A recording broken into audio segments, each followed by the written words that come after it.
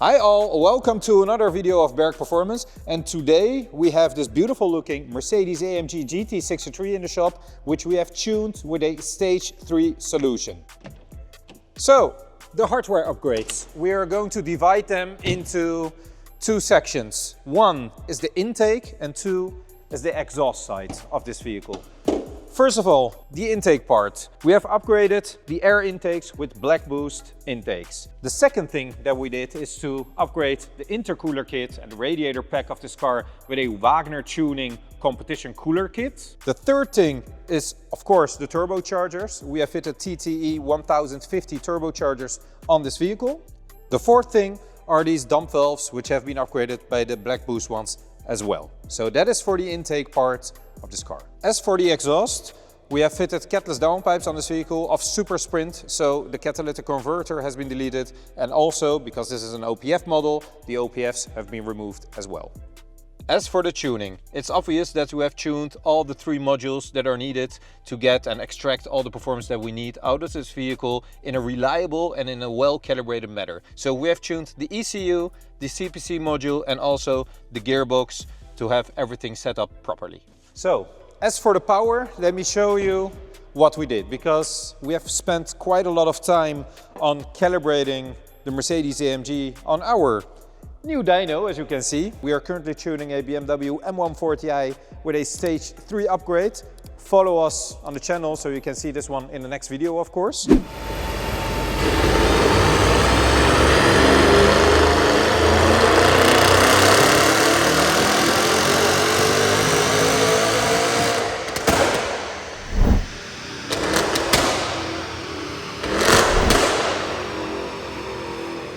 But let me show you the results that we have achieved from the AMG. So I've already opened up the screen with the dyno graph. As you can see, it is a flat torque power band what we created for this vehicle. We have achieved around 1050 Newton meters, which is limited. For the power, 850 horsepower on 98 RON fuel. We also made a setup which was achieving around 900 horsepower, but that was really the limit of the high pressure fuel pumps, because we did not upgrade the high pressure fuel pumps of this vehicle for this project. So in order to get a reliable manner of delivering the power, and also reliable for the owner of this car, it is more than enough to have, well, let me just show you, exactly 858 horsepower and 1037 Newton meters of torque in a flat torque power delivery, which is quite impressive, to be honest. If you imagine that this car is producing 639 horsepower when stock, so 640 horsepower and 900 Newton meters, the car goes like crazy. So to complement that one, the only thing that is limiting currently are the high pressure fuel pumps. If we upgrade those, then we can bump up the power even more, and of course the octane rating of the car, since it's only driving on 98 RON, or like, what is it, 95 octane in the US.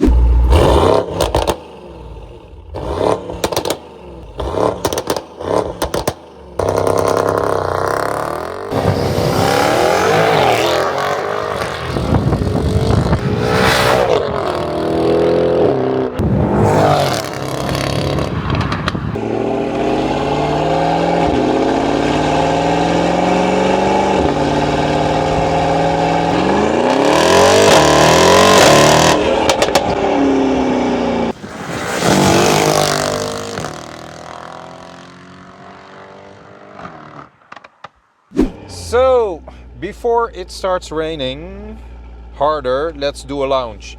So what you can do is, when you're launching this car with the pedal shifter up, you can raise the RPM in which the car launches. So as you can see, look at the RPM. Launch, and then you'll raise it like 4,000. Let go!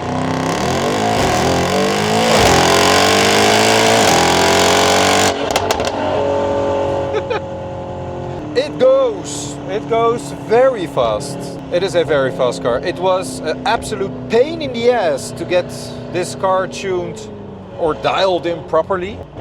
You know, so first of all, as I was explaining, the horsepower number.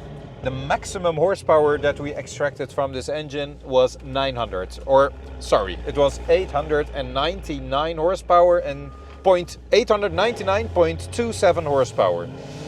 But we dialed it back a little bit just for safety, so it is putting out, as near as it makes no difference, 860 horsepower and 1050 Newton meters of torque with a flat torque curve. The high pressure fuel pumps are the limiting factor. We cannot put more fuel into the engine according to the boost pressure that this car is capable of doing. With 98 RON fuel, this is also the maximum that we can get. If we add ethanol, it will just not deliver the fuel anymore. So that is the next upgrade that maybe the client needs to do, but he was already happy with having 850 horsepower out of this car. So having 860 is perfectly spot on. So it is really dependent on the hardware setup and the fuel you use, and of course the customer wishes.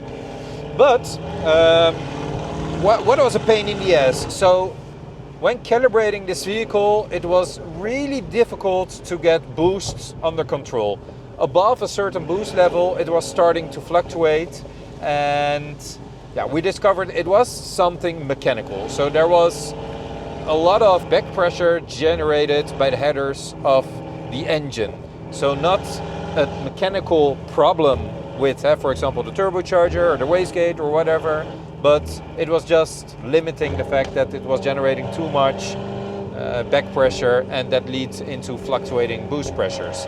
But in the end, we still achieved to have a certain amount of boost pressure of which we were happy in a very flat way. Especially when shifting, it was very obvious that the car was fluctuating. But now, let me just put it in second gear. No fluctuation at all, nothing. It just goes. It just freaking hell.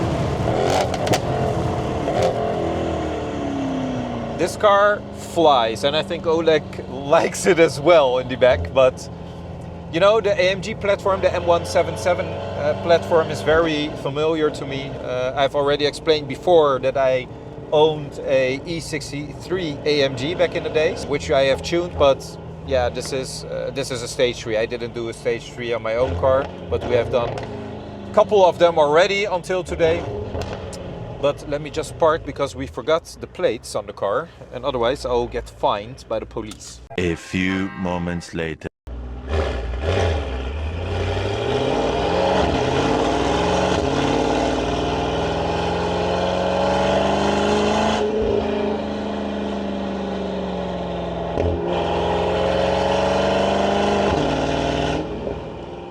So, as I was saying, the platform is a obvious one for us. As mentioned before, it is really important to tune all the 3 modules, so the ECU, CPC and the TCU. You can see in that other video where I explained what it means. And besides that, I mean, the car, I think, with the wing up in the rear, it looks absolutely gorgeous. It is a very cool and a present car. You will get noted by the other drivers on the road. The E63, so the W213, is lighter than this car, is more nimble than this car, but I think the AMG GT platform is, I don't know, more exclusive. Is that the right word? I think it is. It's more exclusive. You see it less than a regular E-Class, of course, and only these cars have been equipped with bigger engines, so the V6 and the V8. I absolutely adore it. The interior, yeah, it's a matter of taste, of course, but I think it looks very cool compared to, for example, the M5. It is more techy in here, or at least it shows more tech. It's not per se better or something like that, and it depends on what you think is better for a car. I do really like it, especially with night drives, with the ambient lighting, everything in place. It just looks great. And you cannot discuss one thing or question one thing, and that is the sound of this car. The car is on catless downpipes at this moment. So it is, in essence, almost a straight pipe. When putting it or dialing it into comfort mode, I will do it now. It's in comfort mode.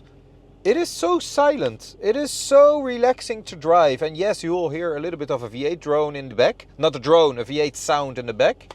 And it's not bothering you. It's very mighty. It sounds mighty. You know that you have the mighty M177 V8 under the bonnet. and it just sounds like, yeah, what can I say? I know back in the days Jeremy Clarkson was referring the SL55, the V8 compressor, it was to a Messerschmitt. This is a very good sound as well. I like it. I like the tuning. It is very subtle in a way that the torque is very linear, so it drives very nicely, very comfortably and very smoothly, let me put it that way. And at the top range you can really feel the power coming alive and getting around 860 horsepower out of this engine. It's amazing. It just drives so solid. It's a good car. I really like it. So soon enough we will get another AMG in the shop, an E63 which we have already tuned with stage 3 setup before, but we will add ethanol into the story, and then we will see what that car is able to achieve with upgraded fuel pumps, ethanol injection, methanol injection as well.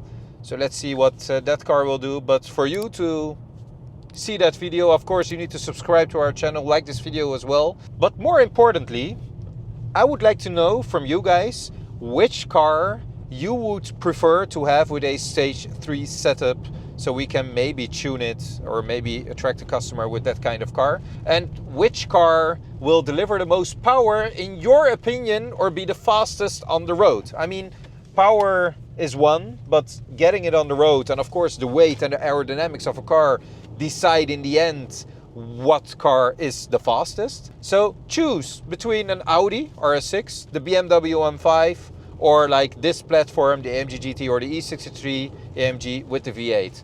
Just let me know what you think. See you in the next one. Bye bye.